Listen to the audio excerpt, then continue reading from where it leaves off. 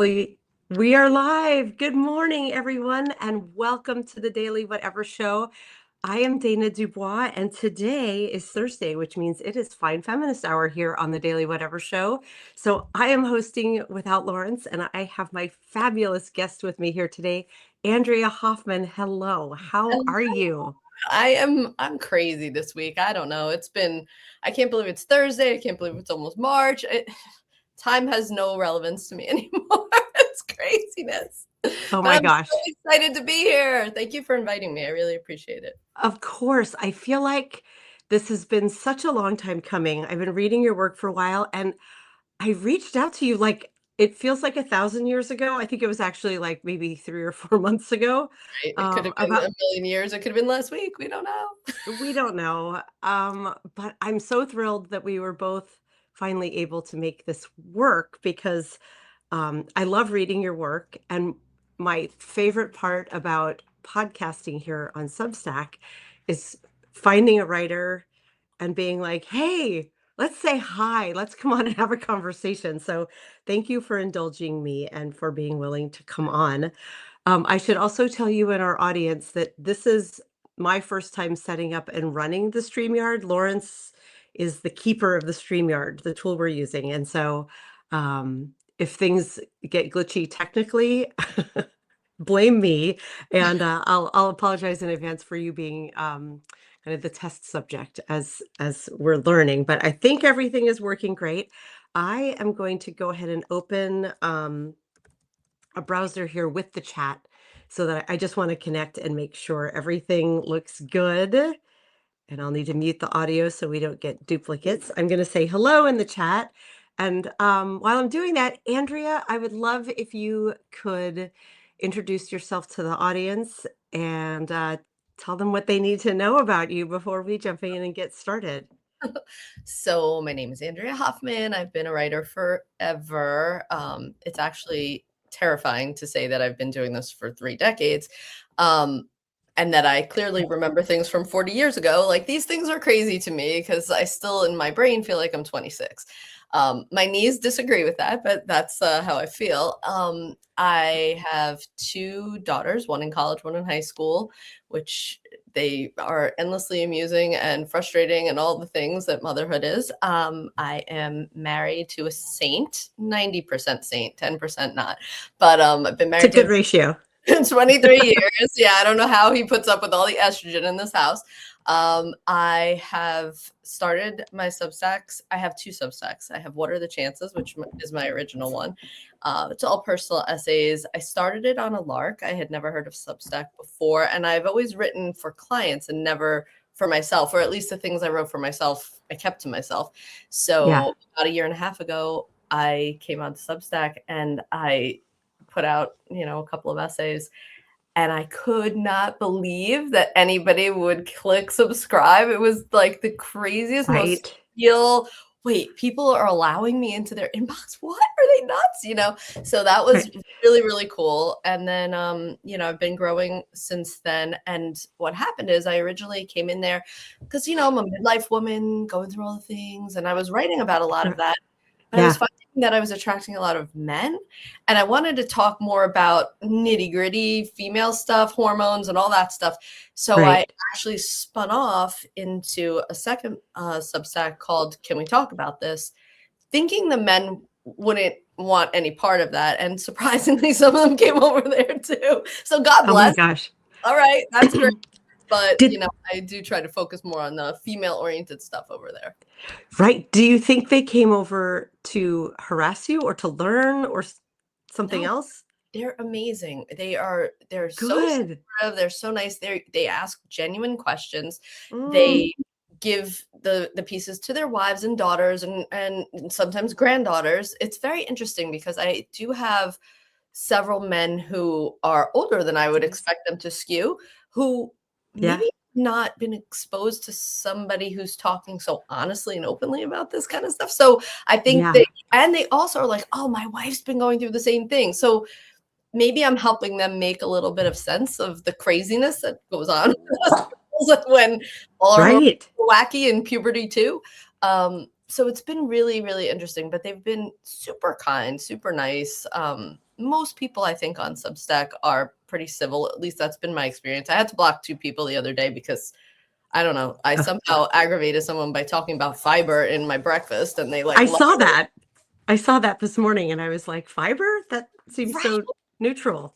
It's so neutral, and the guy was so hostile, and he said, basically, I said, in midlife, fiber is important for women, and here's my super fiber breakfast.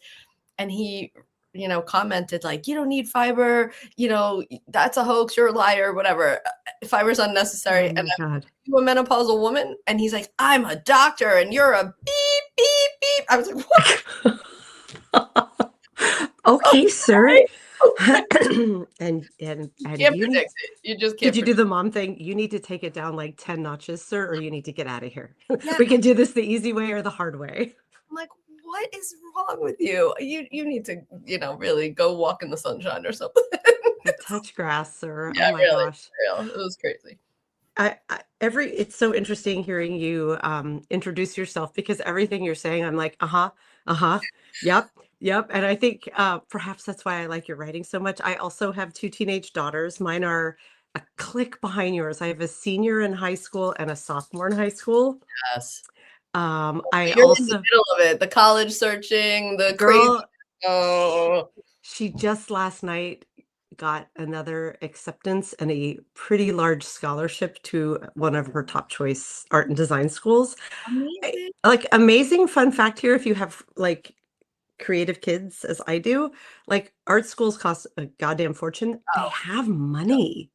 they have I so mean, much money. They have so much money to give away. yeah, Yeah, don't get me wrong. She got a $33,000 a year scholarship, which is incredible. It's 60 to go though. So yeah, I was gonna say that's just taking yay. a little nick out of it. It's still, I know, I some mean, people it's a substantive chunk, but it is also like perhaps we'll talk about college and the like beyond exorbitant costs in this country to try to ensure your kids are educated and prepared to enter the world because entering the workforce without a college degree is like so limiting.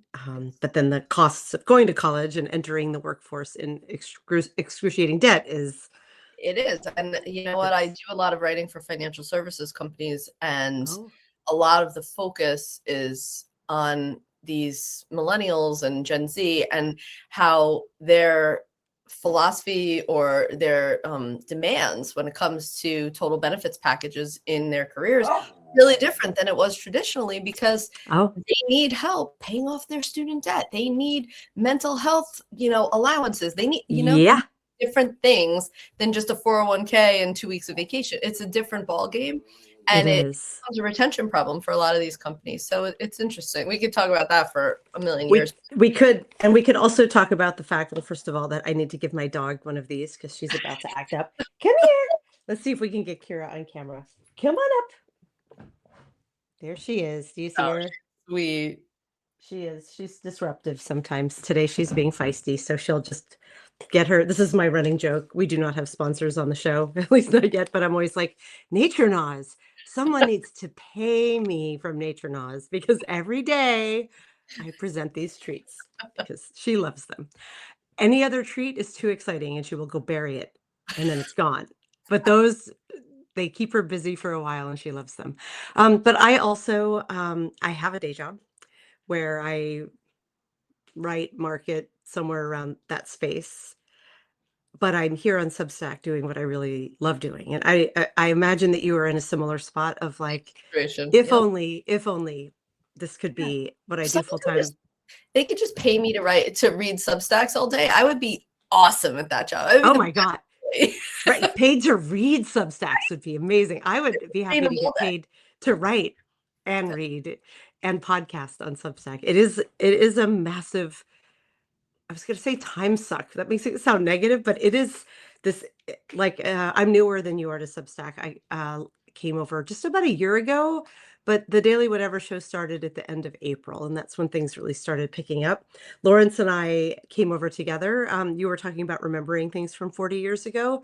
Lawrence and I have been friends for 46, 47 years Oh man. now. Yeah, he's my best friend forever.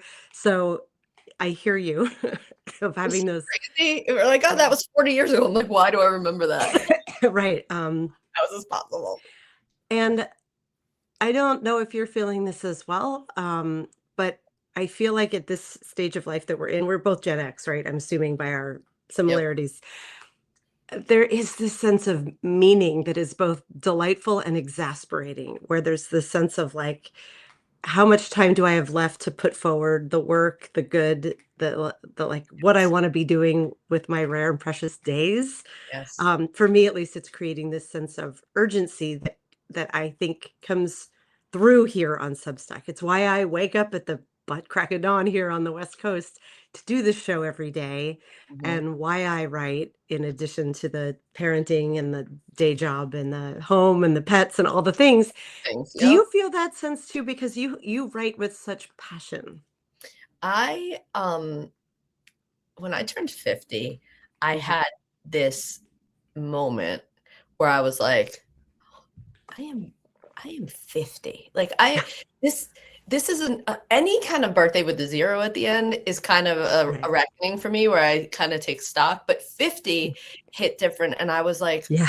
"Oh, so I'm calling this midlife, assuming I'm going to make it to triple digits, right? But Right. this is like you don't have any more time to jerk around here. Like this is it. We've been 100%. talking about I have several books that are several hundred pages done and not finished.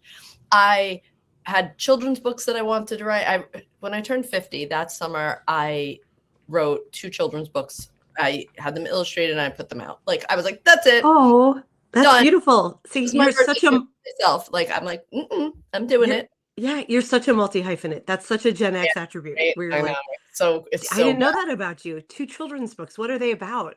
Well, I have one handy actually. Can we Um, all have a moment to admire your bookshelf too? It's gorgeous. so this Oh, first one, this is called Silly Phillies Flavor 143 in case it's backwards for everybody. yeah. Um, it's basically it's one of those you have kids. You've read a lot of Yes. books and a lot of them are Oh, terrible. Some of them are yes. amazing, a lot of them are bad. And I was like, I want to write a children's book that is amusing for the adults that are reading it, but Yes. also has a message, right? Like it needs to have some kind Yes. of message. So Silly Phillies Flavor 143, she is a female food scientist, very credentialed, Mm. decorated. She has Silly Phillies factory. She makes all these different flavors. I used to, if you can maybe tell, I used to work with a lot of restaurants. Okay. Cool. And I didn't help that's cool. people like franchises expand, do all that. Yeah, I have a little bit of a background with food science, but Amazing. she basically she creates all these flavors and everybody always has a favorite. And so she sets out to create a flavor that everybody loves universally. And she creates a Oh. flavor that everyone loves universally and they all agree it's the best flavor ever. But then they still start fighting about other things about that. And I feel like it's the state of our world where even if we all agree on something, we find ways to disagree. And so that's kind of the Okay. message underneath the message. And, it's obviously told in a fun and whimsical way. So the kids will Yes. get it. But there's a bigger message under there, right? And then the other book I wrote is called I'm Pretty Sure My Mom's a Spy, which you will also relate to because Ooh. as it comes, you do so much stuff. And if your Yes. kids really stop to look at it, all the things you do, it's like, Yeah. wait, she might be a spy. Like, how could she possibly know everyone's birthday? how could she, Oh my you gosh. know what I mean? All these different things. It's like that's something a spy would do, So that's basically what the book is about. And it's about this little boy who's convinced that his mom must be a spy. It's the only explanation. So yeah, both of them are for sale on Amazon. And that was my birthday gift to myself because I'm like, I'm 50 and I'm not jerking around anymore. And then this year, Okay. my best friend and I kind of had like this like come to Jesus moment where the both of us are creative people. We've had kind of creative careers and whatever. And we're Yeah. like, we've had these creative careers for everybody else. Why are we not doing this for ourselves? So we both made a pact and we're both writing books and we're serving as each other's editor as we're going through it. And it's awesome because she's writing kind of a coming of age story that's set in the 90s and I'm writing something completely different. I'm writing a Oh my. I don't even necessarily read thrillers, but this idea came to me and it will not shut up. So I have to do it. So yeah, we're just like, so I just finished chapter 8. She's on like chapter 15. We're just, so yeah, we're doing it. That's it. Okay. Note to Lawrence. We need to do this for each other. So Lawrence, Yeah. my co-conspirator, best friend, podcast co-host, is a science fiction writer, and Awesome. we originally joined Substack for me to be a memoirist and for him to be a science fiction writer.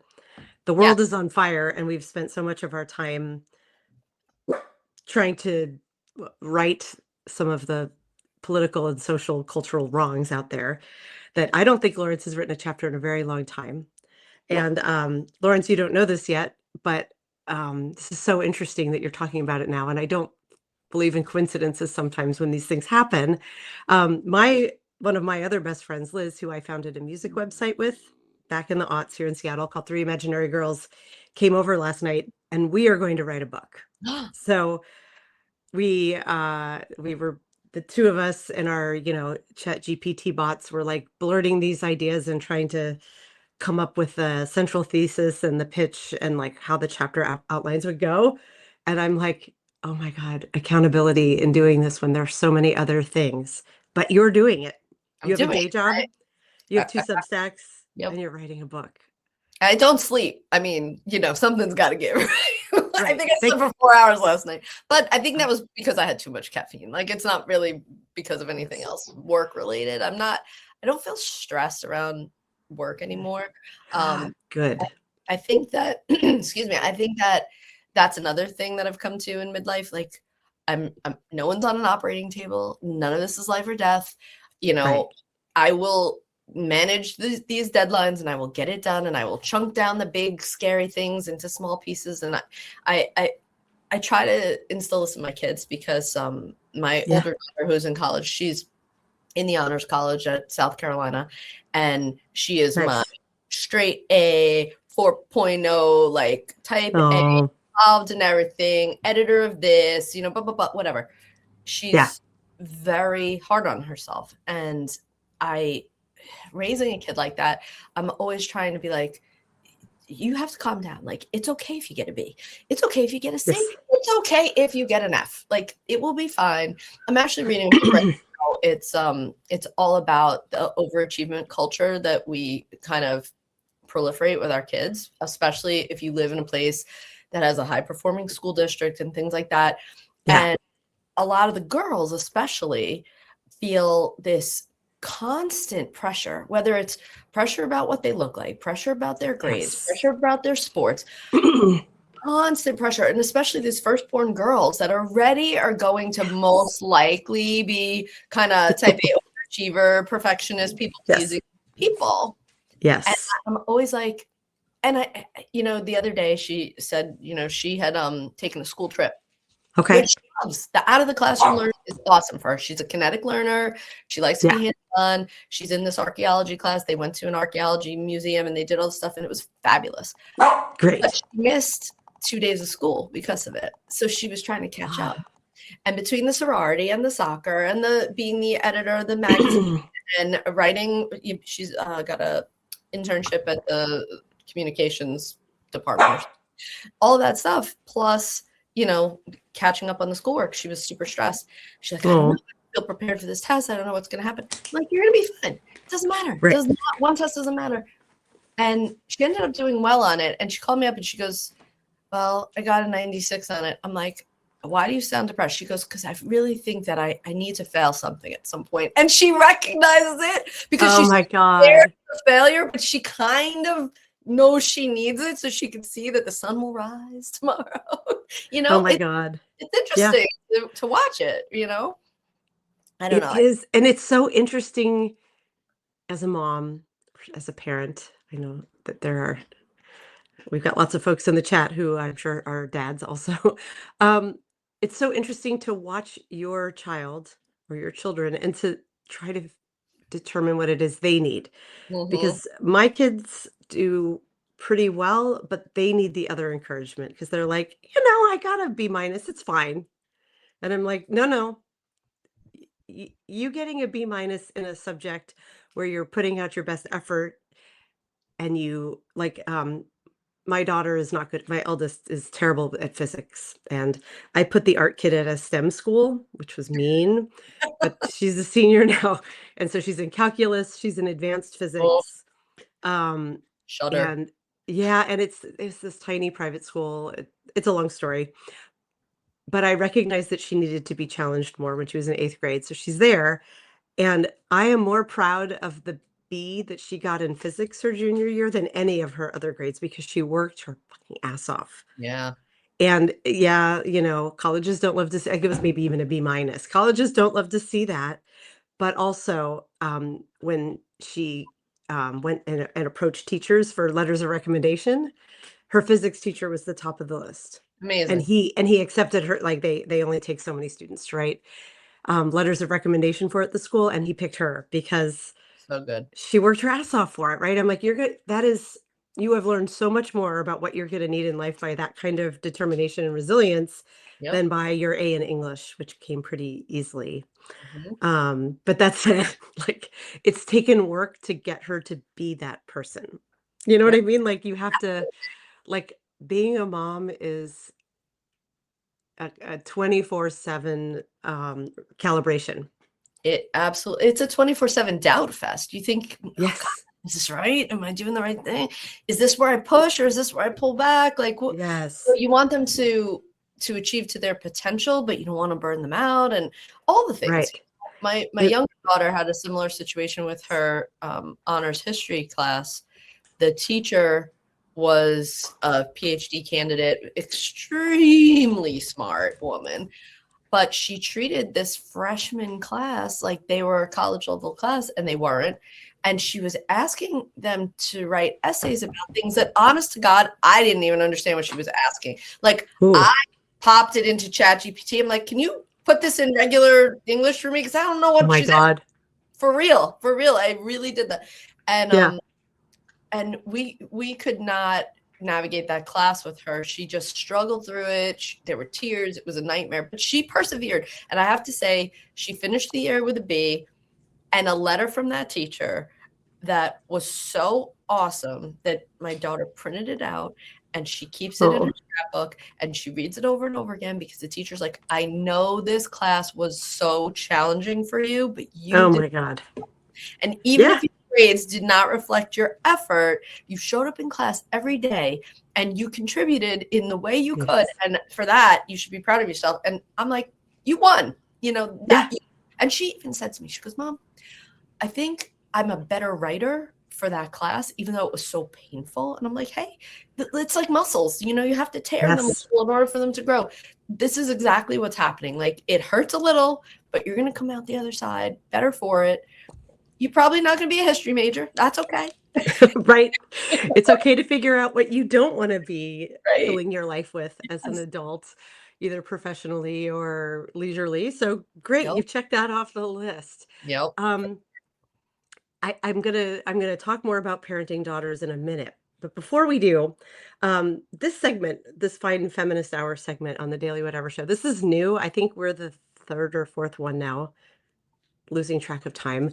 And so interesting when we were messaging back and forth about what day you were going to come on, I was like, "Oh, I think you'd be a great fit for this show because of some of your writing." And you said something super interesting to me that you were like, "Well, I don't really like labels and I don't know that I want to be called a feminist on air." And I was like, "Actually, that's a conversation I really want to have Mhm. around labels." And I will preface it by saying when coming up with the name for the show, it can be read two ways. One of them is empowering, like I'm fine, I'm good looking, I'm a fine feminist, Mhm. because feminists are not thought of by men necessarily as being attractive. Mhm. So there's that play on words, but there's also it being said with an exasperated sigh of like, fine, I'm a feminist, because it's used as a pejorative so often online. Men in comment sections blasting me will be like, you're an ugly feminist. And so it's like, okay, fine, I'm a feminist. I think, especially with Gen X women, we grew up in the shadow of like OG feminism. Mhm. And by the shadow of, I don't mean that to sound negative. I just mean it came first.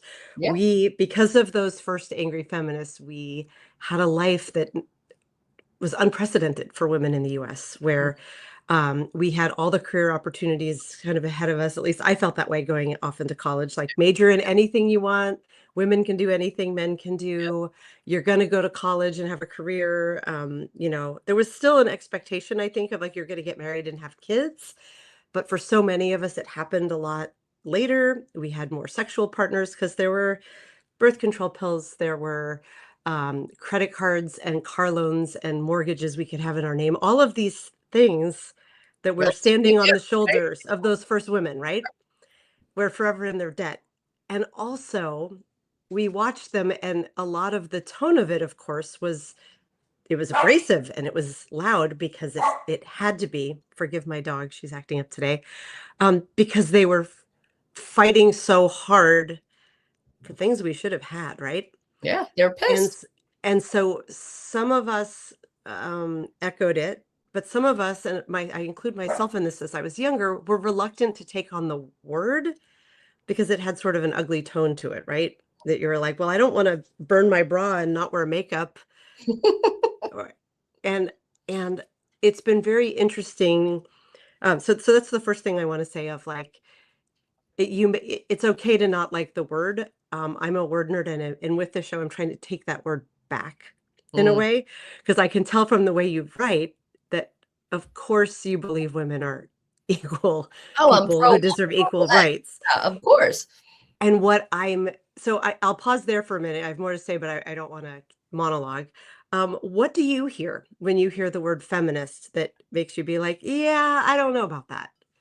Um, I am loath to put labels on a lot of things, especially myself, because I feel like, Yes. I don't fit neatly into any box. Mm-hmm.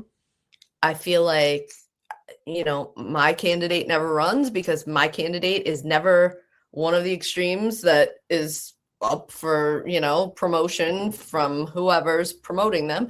I just feel like you humans are more complex than society wants us to be because you can't create tribes if you don't force an identity on everybody that is black and white. Like you have to have very strict identity boundaries in order to keep Mm-hmm. everybody pissed off at each other. And I don't believe in that. And I guess I mean if feminist gets redefined to pro women and feminist gets redefined to all the things that make life more even for women versus men or Yeah.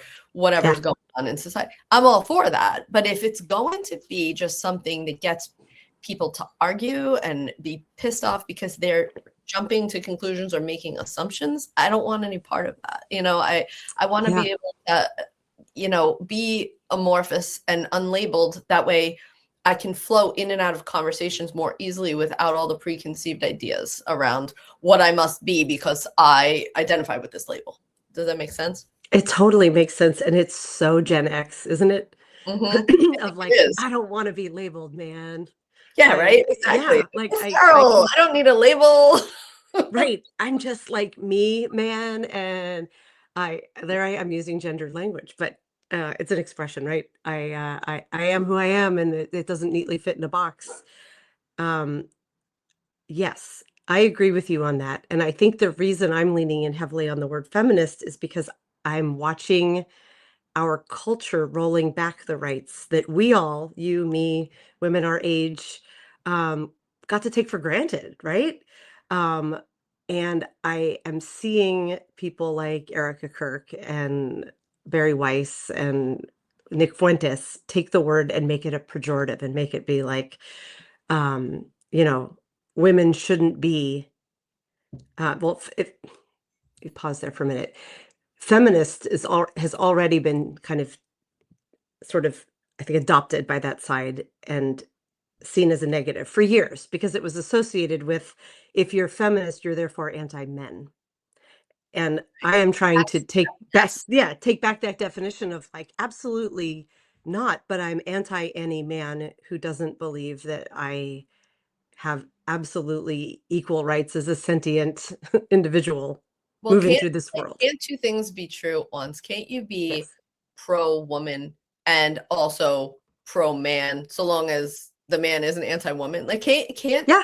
you know what I'm saying? Like, I feel Yes. like in media, in society, I feel like we can make anything sound pejorative. Like we can make our Yeah. flag pejorative. Like we can anything. We can make the Olympics a problem. Everything can be a problem. You know, it's almost like the spin doctors sit around in a conference room like, how can we turn this into some kind of conflict so we can drum up ratings? And I have to say, like, that's Yeah. how media makes money. You know, if it bleeds, it leads. You're always trying to create, even when you watch the weather, right? You watch Yeah. the weather, and it's not just somebody's telling you about the weather. They have to show you the most horrifying part of the weather. They have to be up to their waist in some kind of sewage. You know, it almost Right. so dramatic. And I think most people are so much more reasonable than that, Yes. but they have to sensationalize because everybody's already in their real life. They don't want Yes. to just see real life on TV. They want to see the extremes. And unfortunately, because we now have such an inundation of Yeah. screens, media, and information and everything coming at us, that the extremes are what we see more of than the normal stuff. And Yeah. it gets the hair on the back of our neck standing up. And we're always in this defensive posture where, like, we have this amygdala hijack where it's fight or flight and we have to fight for our lives all the time. It's like, Yes. no, like, no, chill out. Like, let's get back to dealing with real people. I have almost no experience dealing with someone who is so unreasonable in person that I can't tolerate them. Like, almost none. Really? Almost none. It's very rare that I Wow. come up against a person in real life, like physically in real life, like we're in the same room, Yeah. where they're so horrible I can't deal with them. Like most of the time, Oh, I can find some kind of common ground. You know, I really can. So I don't know. I don't know if that's just my personality type or if I'm right. willing to suspend like my feelings long enough to hear where they're coming from to see what part of it I can accept and what part of it I need to reject and challenge. You know, I don't know. I don't know. Do you Have find you have that you you met my dad? is he a tough one? Well, he has dementia now, so he's a lot easier to deal with, but he's a Trump reminds me of him. I mean, he's like a big New York misogynist, racist, or he was. He's a lot different now that he has dementia, but I'm being a little tongue in cheek, but I think that's a gift. Well, I'd say like it's a position of privilege. That's amazing that you were surrounded in a place where you have people who are um, who you're able to have conversations with, but it's not just a gift. It is likely part of who you are that you are able to find common ground, and the world needs people like that, You know right? what it is? It's not that the people I run into necessarily see the world the way I see the world, but I and I don't know if this is my age or just having a lot of experience or living in a lot of places or dealing with a lot of different people, but I feel like I almost can take a step back and consider where they came from, what their Yeah, conditioning was, you know, what the cultural norms were, where how they grew up, like what's informing this. Like I kind of can step back and almost unpeel the onion just a little bit and be like, okay, why are they yeah, speaking like that? Is there an underlying fear here? What like I don't know. I think I'm more interested in getting to the humanity inside of the hard shell of dogma to try to right, figure it out. Like, why do you feel that way? Now, some people are a lost cause. Some people are just bananas, you know, like just right. absolute bananas, both extremes, right? But I think for the most part, um, even people I completely disagree with, I'm like, okay, like that's your opinion, and I can support that you have your opinion. My opinion's different. We don't have to Right. agree. That's okay. Pass the potatoes. Like that. It's I can exist in that world. Um, And I'm thinking, Pass the potatoes. like, because there was an instance of someone like that I had over as a dinner guest who was like super crazy. And I was just like, okay, let's change the subject because this is not getting us anywhere. And, Right. like, I enjoy your wife and I'm going to tolerate you. So have you seen The Simpsons lately? Like, I don't know. Let's talk about something else. Like, let's pivot because you're not going to change me. I'm not going to change you. And we're just going to coexist without knives coming out. I don't know. It's Right. not I as easy. It's a skill. You gotta work on it, but Yeah, you're making me think of Egberto Willies. He's a creator on Substack. We've had him on the show, and he's a political, very left-leaning political guy. But he talks a lot about how he will sit down with anyone and have a conversation to get to the nugget where they can find common ground, because that's where you start to move opinions, hearts, minds, and he's very good at it, and he's just a lovely human. So I'm like thinking in my mind of like, are there, because times now are heated, like, is there any topic that could come up at your table where you would be like, I can't just pass the potatoes? um I yeah, probably Yeah, like major child abuse. Like I can't suffer that. Like I right. I actually lived next door to a huge pedophile. Um Really? Like you looked him up and found him in the oh no, I registry? didn't look him up. I was contacted by the police in a two-state investigation.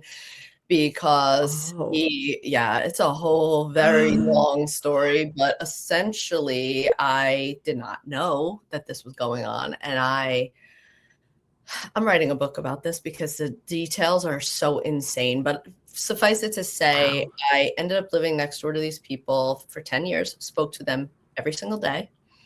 They fawned all over my kids. They offered to babysit my kids. Thank you for love. I got a nanny instead because they were like, "Don't hire a nanny. We love your kids. We'll watch them for free." And I was like, What? I don't want to trouble you, right? And they were senior citizens, by the way. They were older. Um, Oh my God. yeah. And then one day they moved and they never said goodbye, which was strange because for 10 years I spoke to them every day, had them over for holidays, like the whole thing. They moved and I was so worried about them. So I kept calling them. I couldn't find them. I called their kids. I couldn't get in touch with them. Blah, da, da, da, da. Long story short, they relocated somewhere else. And once they did, when they moved in, there was a knock on the door with a warrant. Police came Yeah. in, yada, yada, yada. Like, long story. Oh So my. that really, that shook me up a lot because I was like, Wow. holy crap, I really thought my bullshit detector was better than this. I really thought I could read people better than this. Every single day I spoke to these people, every single day. And then I'm getting Wait. calls from Homeland Security and from the police in New Jersey and from the police in Florida. And I'm like, and they're like, oh, you're the only adult we have a file on. I'm like, what do you mean? They're like, oh, he had a telephoto lens into your bedroom. What? Wait, you knew this the whole time, or No, how is you that found from this the out police? afterwards? Yeah. He What? was taking pictures from his house into my bedroom window, right? So the police go, oh, don't worry. We haven't found any full nudes yet. I'm like, what? Oh Have you my found partial God. nudes? What are we talking about here? Yeah. Yeah. Wow. Wait, Yeah. I'm a little confused on the timing. So this happened like after they moved out, you found After out they the moved depth out. of. Yes. Before that you were like, "Oh, they have some sort of old history, but I'm gonna just No, put that." no, I had no idea. I was, Oh, okay. You yeah. didn't know anything about it until after they were gone. Well, I think what happened is he had been doing this crap forever. And Oh my God. he, when they moved, his IP address changed, right? And so Okay. maybe he didn't cloak his activity as well as he had been able to on a different, you know, Wi-Fi or whatever he was using, some kind of I don't know what kind of devices he had to hide his Wow. activity, but I think what happened is either that or the guys who moved them, something might have popped open and they saw it and they reported him. Because Okay. it turned out when the police, so the police caught him in Florida, and Everything always happens in Florida, right? oh, everything, That's Florida, where I grew up. Florida man, it's like so many things. Yeah. It's like, and if you need something to write about, go type in a Florida man and you will Oh, I have know. things. But Girl. caught Yeah. him they caught him in Florida, and he basically had been doing this since he was in the third grade. And what that tells me is most likely he was also abused, because what Yeah. third grader does things like this? Right. And and so by the time they collected all the things he had the Homeland Security guys told me that it's someone's job to go through all of this stuff. Every single photo has to be logged, because there's a different penalty whether you're just distributing it or you're producing it, right? And the guy told me it'll take them 10 years to go through all the things that he had. 10 years to 10 just, years. oh my God, you had your own like Epstein files Oh, living it next was door. beyond. It was so beyond. So that like really was rattling. And I think like, yes, that is something that I will, no, bye-bye, get out of my house. Like, we're not having this conversation. Do not pass the potatoes, take them with you and get the F out. Yeah, I Get the can't. fuck out of here, right? With teen daughters, especially. My God. Yeah, it was terrible. So Right. yeah, Did you know, did you talk to your kids about it? so at the time that it happened, I did not tell them because they were young, and Okay. I didn't want to scare them. And then Right. eventually I told them, Okay. because they asked about them, because they Right. were like another set of grandparents. And Oh I my told my older daughter first, and then a couple years later, I told my younger daughter, and I said, if you want to know why mommy's crazy about this stuff and why mommy doesn't want you running around with your butt hanging out in your little itty bitty skirts, here's why, God. Right. because you might think everybody's normal, but not everybody is normal, and it's really dangerous out in the world, and you have to have your head on a swivel, and you have to not invite creeps. Like, I'm sorry, it's just the way it is. I'm sorry to And tell you. this is a perfect transition to talk about the story of yours that I just put in the chat. I I read the story of yours, and it was a reshare of an older story. And it's called, I love this title, Teen Clothes on Sale at the Hooker Store. Subtitle, Do Our Daughters Have to Dress Like They Make a Living on Hollywood Boulevard? You're being very tongue in cheek, which I appreciate. And I read your story, and the thing that struck me the most about it at first read was how similar it was to a story I wrote a couple of years ago on essentially the same topic, which I'll put the link to this in here too. It's called Middle-Aged Men Keep Ogling My 16-Year-Old. So hold on, let me come over here and put both links in. Both of these stories are nuanced takes from a Gen X mom rearing a Gen Z teenage daughter and watching her make sartorial choices that are questionable to us or beyond questionable. We're looking at them saying, "Wow, you're dressing in a biscuit, right? You're wearing like a sock as a tube top, or what did you say, a handkerchief as a skirt." Um, but it's not like I I I I I imagine you felt this way as the narrator too. You're not a prude yourself. You don't want to body shame your child. You don't want to be the out of touch mom not keeping up with norms. You talk about Yeah. that in your essay. And also you're pushing back on in a world where you can be anything you want to be. Why are you all the same ubiquitous thing? And why is it all so centered on sexualizing you so young? It's the Kardashian effect. If I could turn back time and eliminate Interesting. one family from the public domain, it would be the Kardashians, because I really feel like they were the OG, um, Yeah. family that, first of all, like, they're all beautiful and nobody's satisfied with that. So they have to keep, nipping and tucking Yes. this and that and the other. Like, everybody, if Yeah. we're getting to the point where everybody is going to look alike, The like, we're same. gonna be Barbies coming off a conveyor belt where nobody can have the tiniest little bump in their nose, or the lips can't be a little thinner, or what. I'm so sick of looking at all the same faces. I'm bored with it. Like, I want an interesting face. I want somebody who leans into their heritage because, this is the nose that their grandparent has. I'm so tired of Right. everybody's looking so cookie cutter, and I think the thing that irks me most, exactly what you said, in a world where a girl can be anything, why are you just looking to be a pinup?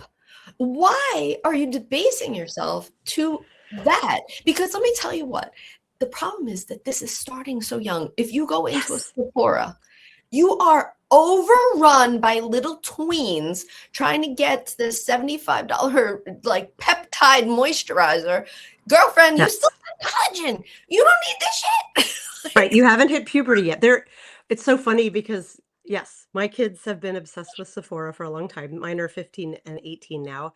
And we'll go into a Sephora and they're horrified at how young. They're like, that's like a fifth grader, a fourth grader. What's she doing in here? And Yes. I tried to explain to them, women my age are looking at you and saying the same thing because you are 15. Why are you buying $40, bronzer? You're Yeah. supposed to be going to the drugstore and getting a Wet n Wild eyeliner for $2. You and there's an expectation on, at least I don't know if you feel this as well, but um like every Christmas and birthday, it's always I'm buying for them and also their friends are gifting. It's Yep. all beauty products. That's 100%. all they want. And in my mind, right, I'm like, I don't buy this much makeup and Yes. beauty. I don't have anywhere near the level of product like numbers, but I'm like, I buy my skincare at Trader Joe's Uh, uh, because it's pretty Girl, good and it's affordable. I don't wear $90 moisturizer because I know. I I just can't. made moisturizer out of beef tallow and manuka honey You did because not. I You did. did not. I call it hallow. It's the honey tallow. And I got to tell you, it's more moisturizing than a lot of this other stuff because, like, Can you market that, Andrew? Hallow, because it's beef tallow and yeah, honey. you It's never know. 80 I am a it's multi. $80 an ounce in a perfect little plastic container in a beautiful shade of maybe petal pink with a cool font. Let me tell Andrea, you. we're gonna retire. This I'm is telling it. you that This is the product. I'm in. Let me tell you, I actually, Hello. I love, hello. I'm Does it telling smell you. bad? What does It beef tallow honestly smell does like? not. I thought it was going to smell disgusting. It doesn't smell that bad. And honestly, you could probably put like a dot of like peppermint or something like that in it. I actually launched a startup beauty company back in the day that was supposed to be Wow. really safe. Yeah, I've had a really interesting career, but Multi-hyphenate I know, girl. right? That's It's great. amazing. But yeah, I used to own a communications agency, and then I had my second daughter and she was colicky and she Oh, cried for literally 9 months straight and it was a complete nightmare, and I ended up having to sell my share of the company because, believe it or not, I had two partners, a male partner and a female partner, and my female partner was the one who was absolutely rigid about everything, and I'm like, I have a uh, kid who cries for 14 hours a day. I am sleep deprived. I'm irritable. I'm on the verge of throwing myself out the window. I'm sorry, I can't come up with advertising copy today. Like, it's not happening. So, she didn't wow. give me a break at all. And It doesn't so, surprise me at all that it's a woman, by the yeah. way. So I was like, you know what? Just buy me out. Buy me out. I'm gone. And I did that. And I took a break for a bit until somehow miraculously at 9 months, as soon as she could roll over and sleep on her stomach, you know how they make you sleep your kids on their back Yes. so they don't In get the burritos. yeah, like you swaddle them to death, right? Well, Yes. my first daughter was great with that. My second, which by the way, she has some sensory things going on, and so that was awesome for her, right? Didn't know at Yes. the time. My second one would get the one arm free, and then it was game on. She was freaking. What I can still see those little baby burritos with like 1 arm free, and then it's the burrito's gone. I'm not good at rolling joints. I'm not good at rolling burritos, and I was not good at rolling babies. So Their she dad was better at it than I could never get it tight enough, and they'd be out of that straitjacket shit in, like, 5 minutes, and right, we'd be like, it's a baby "Oh." straitjacket. That's exactly what it was. But Yeah. she could roll over and sleep on her stomach. It was like something clicked. She was a totally different kid. I think she wasn't sleeping well, so she was irritable for 9 straight months of, oh, I used to wear her and walk in circles just to get 5 minutes of quiet. Oh, it was a nightmare. So anyway, so when I got out of my agency, I took a break, and a friend of mine was like, "Hey, I have this cool opportunity. I'm working with this cosmetic chemist and this investor and Yes. whatever, and we're going to launch a body safe brand." And so I helped them launch this whole brand. It was very cool to like learn the chemistry behind cosmetic creation and Ooh.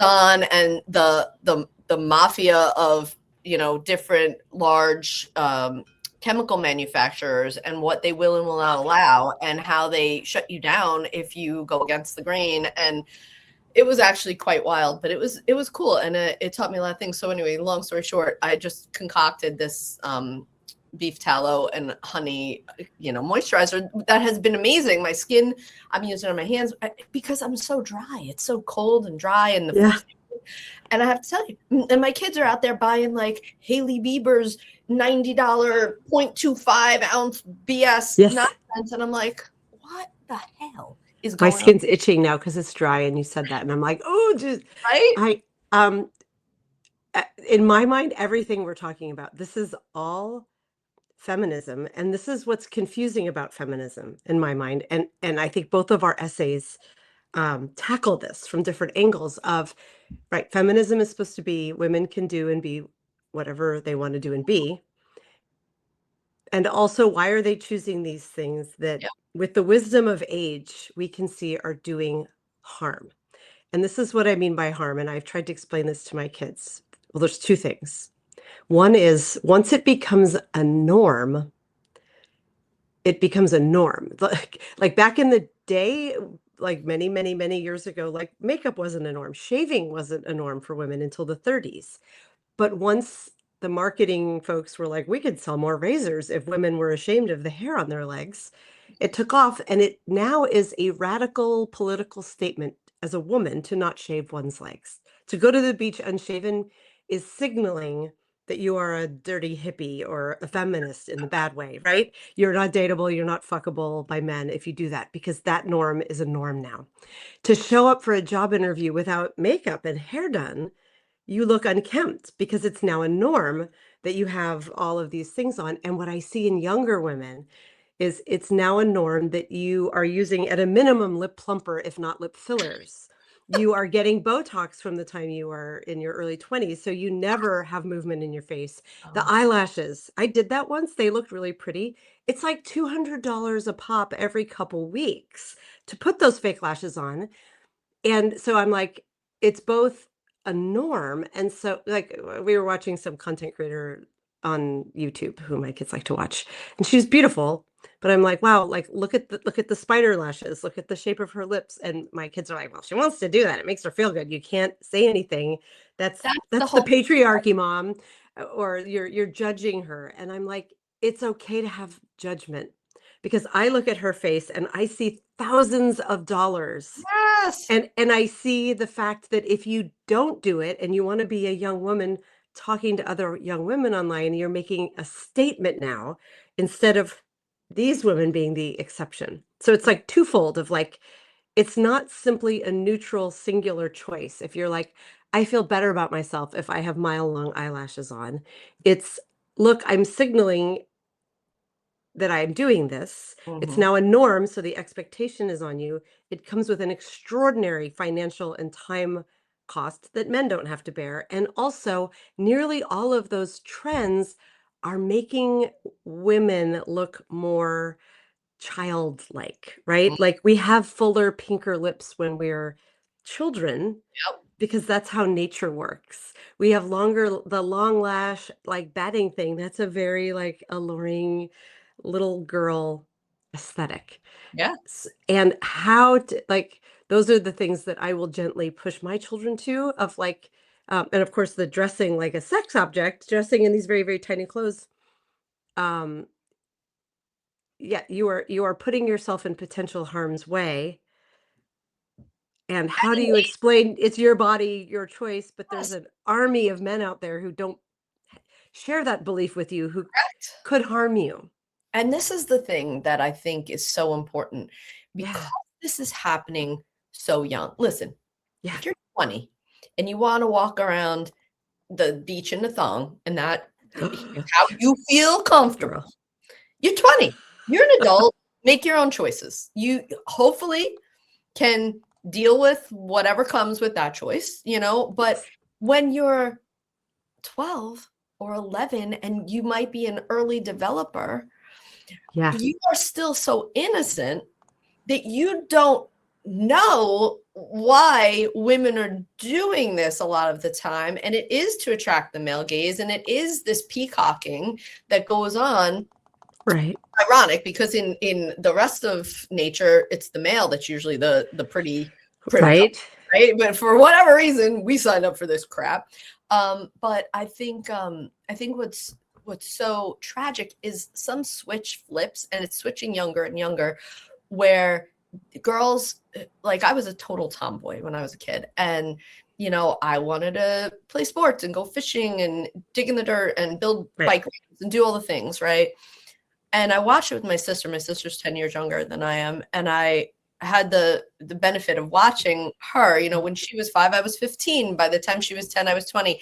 I was able to Right. observe in a different way. And somewhere around the time that she was like 12 or 13, she went from being that warm watching girl who was completely unconscious of her body and just lived outside of herself to some switch flipping and her becoming self-conscious.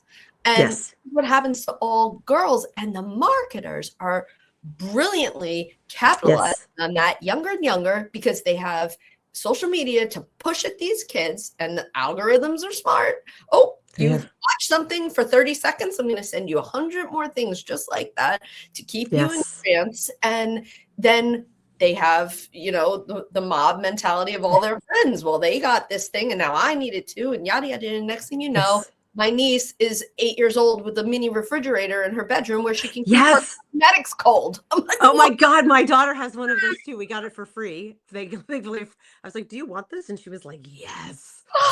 A fridge for your cosmetics? Fuck you. Like, What I is happening? I right? Like, what are you doing?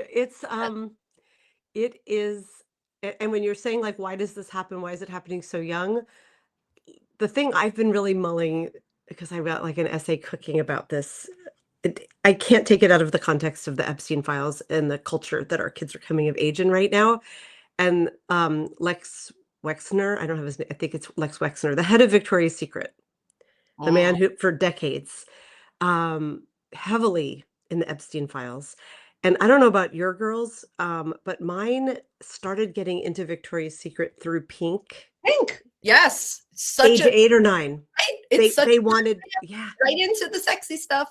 Yeah, I Right, know. they first it was the perfumes and the lotions, but, I mean, my kids didn't want the, like, basic cotton underwear I was buying my older daughter, especially so young, that she would take whatever fun money she had, and she was buying Victoria's Yeah, Secret underwear with it, and I'm or like, sweatpants with the you're word pink 10." on your ass. Like, what? I know. Sometimes, but it moved to the sexier stuff pretty quickly that I'm like, "Who is seeing this?" Like, it Yep. didn't her friends their friends Yep. were seeing it, and it's, when you know what it is that they were doing with these girls, and then you realize that, "Oh my god, their influence is at the top of this food chain," Yeah. right? But it's so diabolical because Yes. they the cosmetics industry tapped out on women, right? On adult women, Yes. right? So Yes. what do they need to do? They need to now do the lotions and potions and injectables and blah blah blah so you never age. So they're tackling the boomer Gen X population with that. But then Yeah, they're like, "Oh, where's our younger market share? How do we get a feeder program into our shit? Oh, let's right. start with glitter lipstick and all this bullshit for the little kids." Yes. And it's no more like Wet and Wild, and it's no more. No, it's not Oh the my god. chapstick. It is now the $35 road lip plumping hot this, that, and the other, Rihanna, whatever. And right, like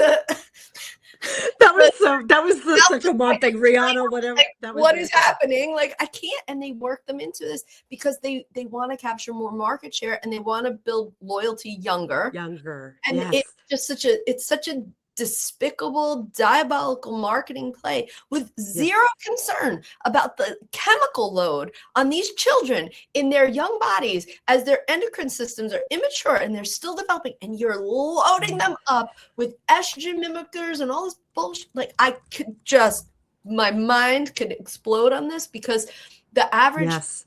the average chemical load on a woman who uses a full suite of cosmetics is something like 500 chemicals per day. Per day. Really? Yes. Shit. It's Shit. I'm in it's trouble. insane. It's insane, which is why I'm using beef tallow and manuka honey from my Hello Moisturizer. Hello. Here's I'm today. serious. Oh, Make this product. Let's make this a thing.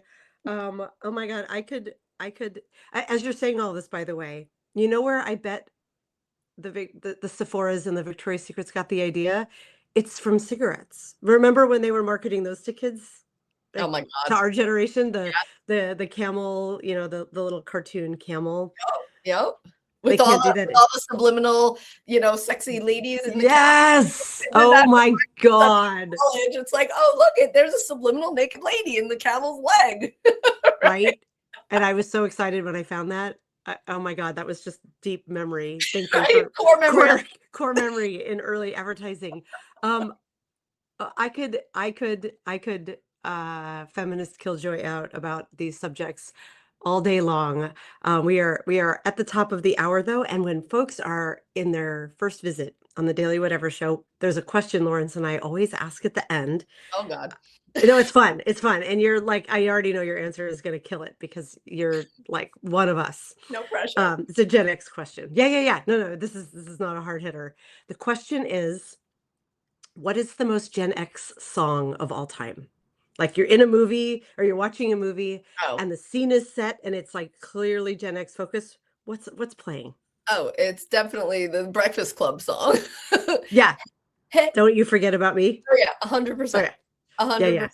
Oh my God. But I have to say, I was just talking about this last night with my best friend. I sent her a playlist. I had like a free Spotify, like 3-month membership to Yeah. give away. And I'm like, you have to get on Spotify. Like you have to do it because she doesn't have kids. So she's not like in on the music thing. Yeah. And I find that the contemporary music, a lot of it has a little bit of that 80s twinge to it now. Like Oh, absolutely.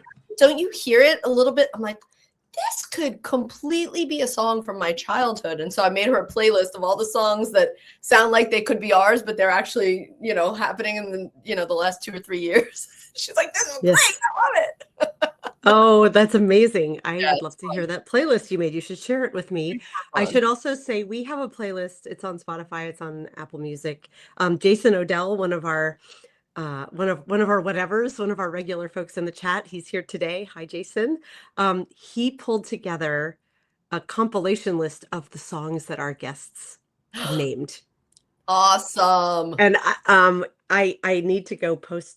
I need to make like a permanent post that's linked from just the Daily Whatever homepage so folks can always go find it. But Don't You Forget About Me is absolutely already on the list. Like that is a core, like I also think unfuckwithable.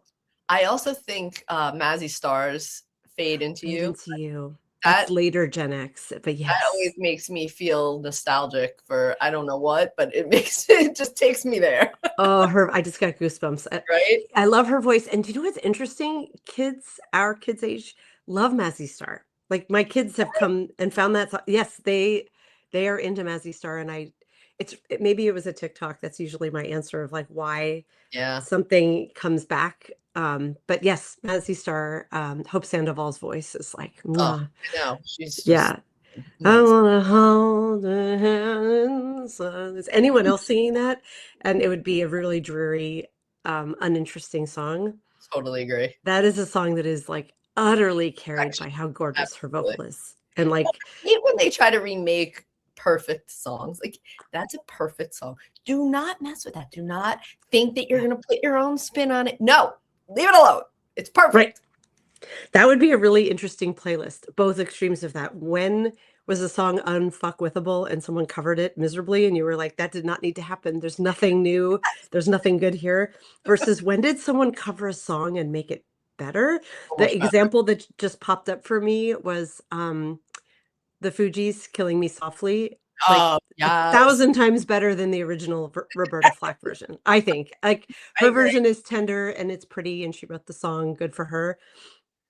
I've But never really liked no. that song all that much. I always her it kind of freaked me out a little bit, but the Fugees version is like Yeah. drop everything and listen to this no matter what when it comes on. So sometimes, but it would be fun to have those two playlists side That by would be side. fun. That's actually an awesome idea for a playlist. It's funny, my It, daughter's boyfriend just got some kind of mixer thingamajig where he can yeah. mix songs up.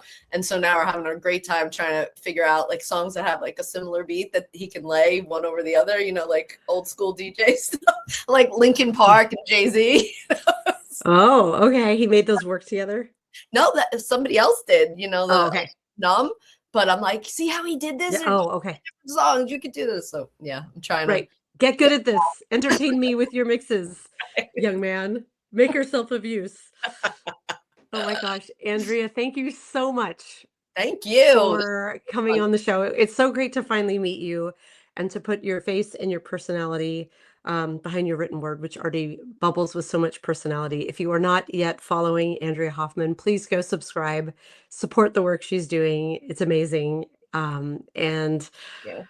yeah, it's been great having you here. I feel like this Fine Feminist Corner is going to be an interesting space to have some of these conversations of like, how the fuck do we Absolutely. parent through this? How the fuck are we supposed to parent through this? That's One day thankfully at it's Gen a time. X doing it and we're resilient, right?